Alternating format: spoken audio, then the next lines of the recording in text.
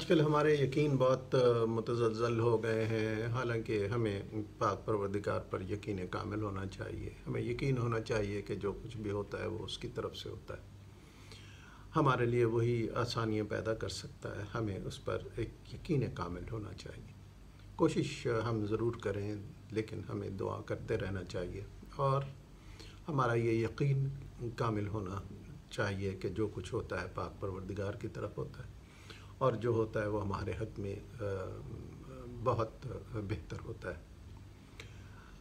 حضرت شفیق بلخی فرماتے ہیں کہ انہوں نے کہت کے زمانے میں ایک غلام کو دیکھا جو بڑا اچھل کودتا ہوا جا رہا تھا۔ لوگ غلہ اناج کے لیے پریشان تھے، بھوک تھے، لیکن وہ غلام بڑا خوش تھا، اسے کسی قسم کی کوئی پریشانی نہیں تھی۔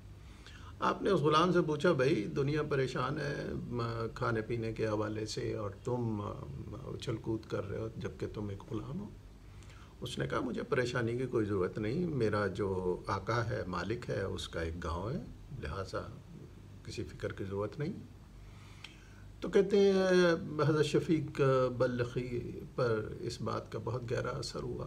انہوں نے دیکھا کہ یہ ایک غلام جو اپنے مالک پر انحصار کرتا ہے، اور وہ خوش ہے کہ اس کے مالک کے پاس ایک گاؤں ہے، لہٰذا قحط کا ان کے اوپر کوئی اثر نہیں ہوگا، لیکن وہ پاک پروردگار جو کل کائنات کا مالک ہے، کیا ہم اس پر اعتبار کر کے، یقین کر کے اس طرح بے فکر نہیں ہو سکتے؟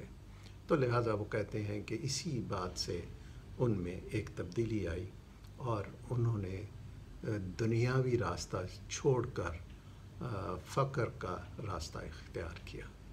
تو ہمیں بھی یہی سوچنا ہے، ہمیں بھی یہی دیکھنا ہے کہ ہم یہ یاد رکھیں کہ جو کچھ ہوتا ہے پاک پروردگار کی طرف سے ہوتا ہے۔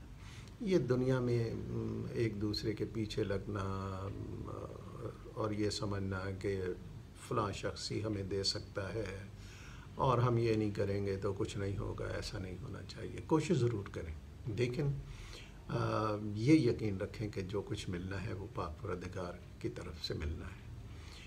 اگر پاک پروردگار چاہے تو ہم نوالا منہ میں ڈال سکتے ہیں اور اسے چبا سکتے ہیں، اور گلے سے اتار سکتے ہیں کہ وہ ہمارے اسٹمک میں چلا جائے، اور اگر اس کو منظور نہ ہو تو ہم نوالا چبانا تو دور کی بات ہے، ہم اسے توڑ بھی نہیں سکتے۔